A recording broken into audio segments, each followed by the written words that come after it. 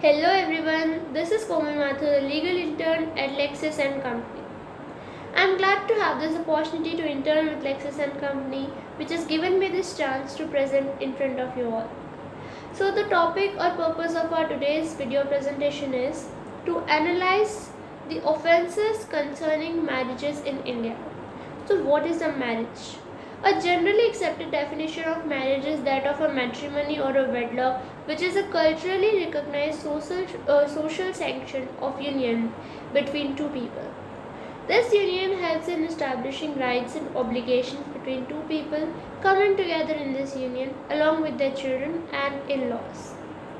Instances of matrimonial offences continue to rise incrementally and remain undisturbed despite the various protective laws made by legislation and steps taken by the law and order maintainers of the society.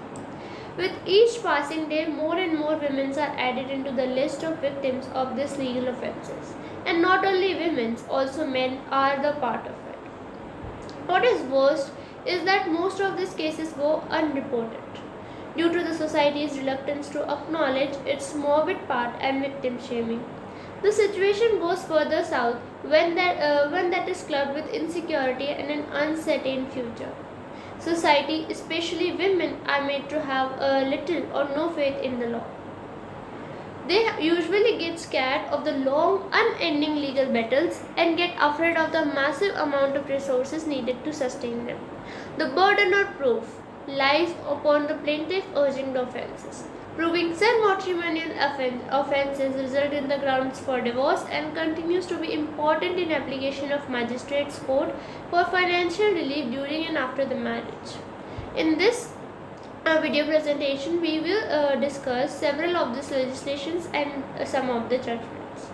So, what are some of the offences related to marriages? We will discuss about them. So, offences pertaining to marriage are provided in section 493 to 498 of the Indian Penal Code 1860, which is also known as IPC. These laws deals with various aspects of marriage and their subsequent felonies. The most illuminated of these is section 498 subsection A, otherwise known as the cruelty law. This law, along with the Domestic Violence Act, which was passed in 2005, aims to provide substantial protection to female victims of cruelty and domestic violence.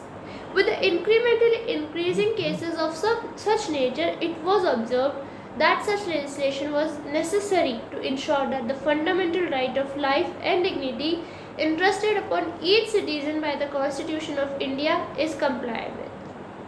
Furthermore, cruelty was also made to be a substantial ground for dissolution of a marriage too. Now there are some more sections of chapter 20 which includes mock marriages, which is in section 493, bigamy, which is section 494 and 495, fraud marriage, which is in section 496, adultery, which is in section 497, and criminal elopement, which is in section 498.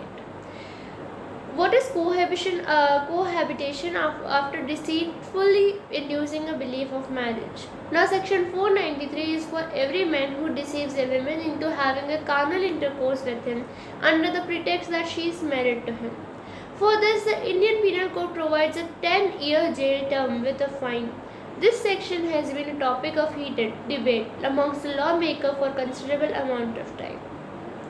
Marrying again during lifetime of a husband or wife is also a crime under section 494, which states that marrying again during lifetime of spouse is bigamy, which also comes under the section 50 of the Evidence Act and section 198 clause 1 subclause C of CRPC.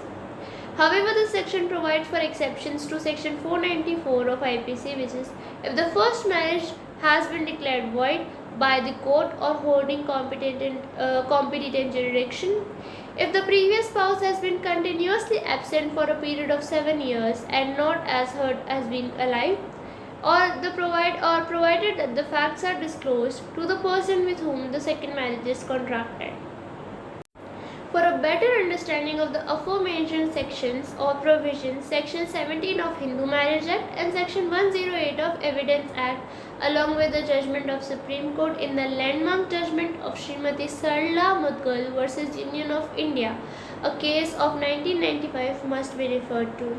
Now, this case laid down the principles against the practice of solemnizing second marriage by conversion to Islam, with first marriage not being dissolved. The verdict discusses the issue of bigamy, the conflict between the personal laws existing on matters of marriage, and invokes Article 44 of the Indian Constitution. It is considered a landmark decision that highlighted the need for uniform civil code. Concealing the previous marriage before subsequently getting wed is also a crime. Now, Section 495 talks about 10-year incarceration period with fine for a person who hides a former marriage with someone they are getting married to. It is a non-cognizable bailable offence, with the trial being carried out by first-class magistrate. Fraudulent conduction of wedding ceremony without a lawful or a genuine marriage is also a crime. Section 496 provides for a jail term extending up to as long as 7 years, along with a time for anyone who dishonestly clubbed or with a fraudulent intention goes through the wedding ceremony despite knowing that he is not thereby lawfully married. Adultery is also a crime associated with marriage. Earlier, Section 497 gave way for a jail term up to 5 years, with or without a fine, to a person who had sexual intercourse with the wife of another man without the consent or connivance of that man. If it was not a rape, the man would be guilty of the offence of adultery. Meanwhile, in such case, the wife would not be punishable as a abettor. It is important to note that this law has been decriminalized but continues to be a strong ground for divorce. Enticing a marriage women for illicit sexual relations. Section 498 of the IPC provides 2 years of jail term with or without fine for anyone who takes or conceals or detains or entices away any woman who is or whom he knows or has reasons to believe to be wife of any other person, with intent that she may have illicit intercourse with any person. The deceit or fraudulent intention should exist at the time of the marriage. The essential ingredients of Section 493 and 496 are as follows. First is, the accused must have deceived the women. Second is, as a consequence of which she is led to believe that she is lawfully married to him, though in reality she is not. Thereby, mens rea, an essential component of both these sections. The word deceit, dishonestly and fraudulent intention have been used in Section 493 and 496 respectively. This means that in both the sections, while the man remains aware that they are not married, the woman is cheated on by the man into believing the same to be true. Moving towards the conclusion, I would like to mention that matrimonial offences are multi-casual and multi-dimensional in nature. It is impossible to justly address them with a straitjacket method. It transcends beyond culture and socio-economic status. Yet there is still a long way to go for such laws to have optimal usage. There is still a room for clarity in these laws. For clashing precedents to be done away with, it is imperative to do so in dealing with these problems. Since the nature of these offences involves a major conflict of interest, they need to be dealt with in a way that there is a minimum loss to the family and its associate factors, which is children.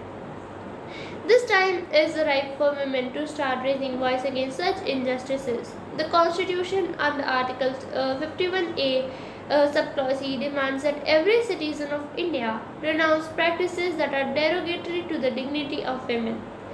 There is also a need for general reform in the law to protect a woman's physical and personal dignity in the role of a wife against violence by the husband.